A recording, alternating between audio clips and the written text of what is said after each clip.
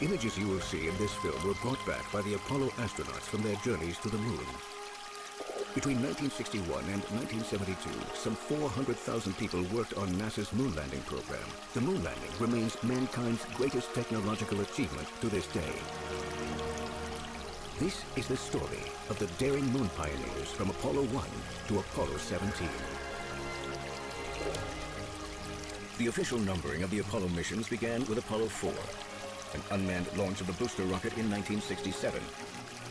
A year later, the launches of Apollo 5 and Apollo 6 into a low Earth orbit followed. Both were further technical trials of the Apollo hardware. In 1967, a routine exercise led to a deadly mishap on the launching pad in Cape Kennedy. The fatal mission was dubbed Apollo 1 to honor the memory of the 3 deceased astronauts. Apollo 7 was the first manned Apollo mission. The mission proved the ability of the spacecraft and crew to function well during a longer operation. The main goal was to prove that the command module was able to link up again with the third stage of the rocket in orbit. Docking maneuvers are the most important element of the Apollo program. The Apollo spacecraft consists of 2 modules and the docked lunar module. The service module. This is where, among other things, the life support systems, the reaction control thrusters, and the main propulsion unit are located. The command module. This is where the astronauts live and navigate the spacecraft. Before re-entering the Earth's atmosphere, the command module separates from the service module and becomes the landing capsule with a heat shield. The navigation is carried out using a sextant, which focuses on fixed stars. Water particles discharged by the spacecraft's own refuse system make visibility more difficult. The crew soon coins a name for the new star constellation, Constellation Urinon. Space veteran Walter Schirra developed a bad cold on the very first day in space. His experience on the earlier Mercury and Gemini missions was no help. In no time at all, the commander had passed it on to his crew as well. The astronauts have to keep blowing their noses. Under the weightless conditions in space, the orange juice and nasal discharge don't automatically flow downwards when the crew has a cold. Apollo 7 orbited close to the Earth at a distance of about 260 kilometers. The crew had the opportunity to take hundreds of photos of the Earth's thin atmosphere and the Earth's surface. Many of the places they photographed had never had a camera lens focused on them until the Apollo 7 flight in 1968. After 10 days, they had proved beyond doubt that the Apollo hardware was safe enough for the long flight to the moon. Apollo 8 was able to be launched just 2 months later. Apollo 8 marked the fulfillment of one of mankind's oldest dreams. The first human beings set off to fly to the moon. On December 24, 1968, 3 days after launching, the Apollo spacecraft braked before swinging into orbit around the moon. While it was behind the moon, the spacecraft rotated on its own axis.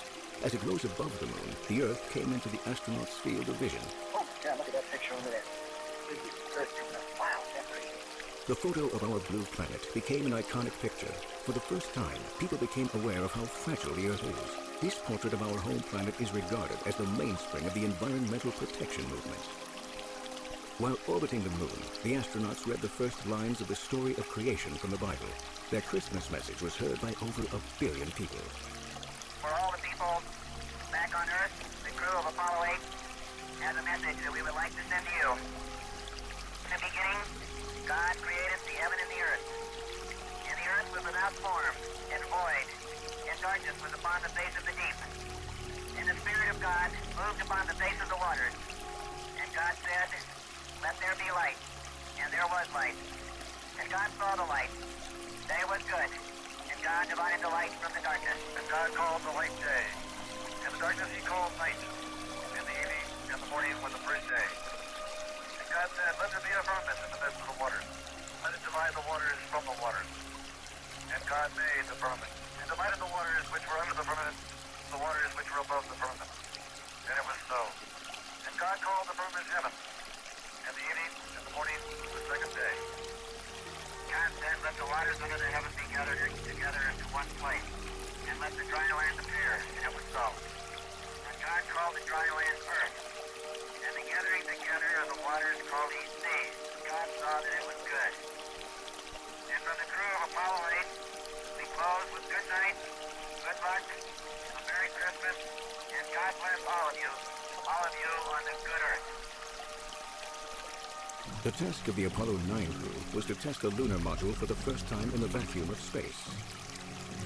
The petals of the cladding around the third stage of the rocket were blown off, and the lunar module was exposed in the upper section of the third stage of the rocket. The Apollo spacecraft turned through 180 degrees to dock with the lunar module.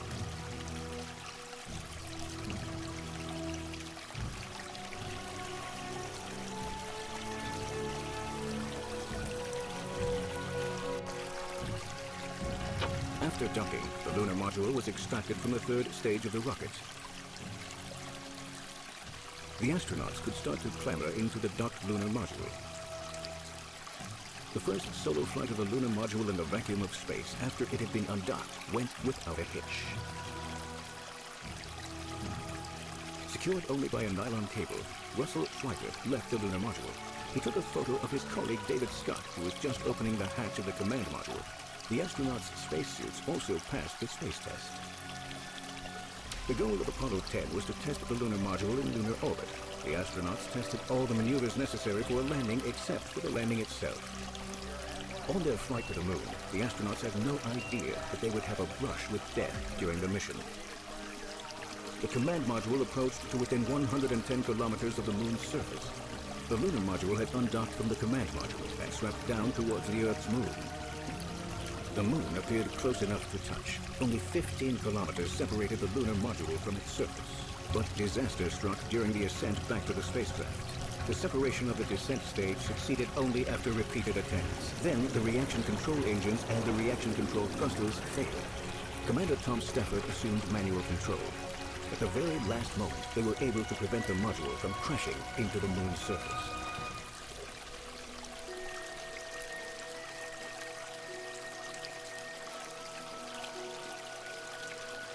An American bald eagle, a symbol of the United States, held an olive branch in its beak, illustrating that the crew of Apollo 11's intention was to land peacefully on the moon.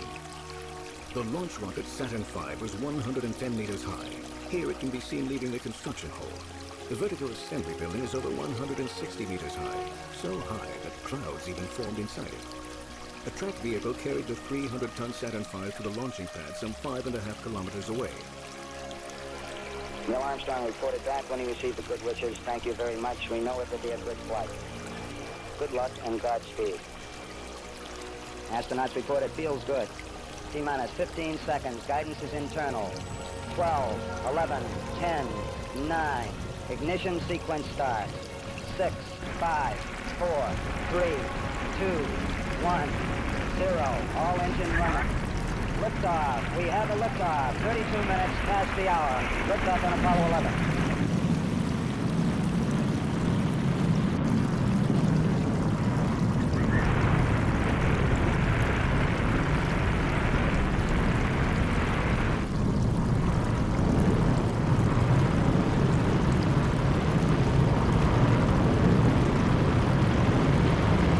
Apollo 11 started on July 16, 1969 at 9:32 local time. The start of a Saturn V can be heard further away than any other man-made noise except for that of an atomic bomb. More than 2,000 kilometers away, seismic measuring stations registered the shock waves.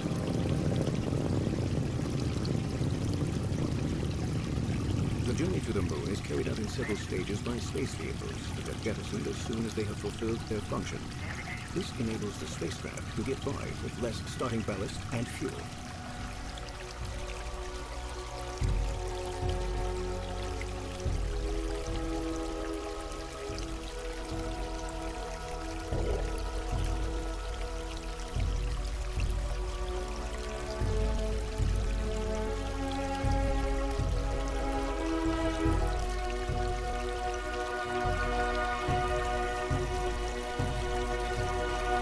After 12 minutes, the Apollo spacecraft reached its cruising orbit 180 kilometers above the Earth. Following a system check, the go for Translunar Injection Command was issued. After the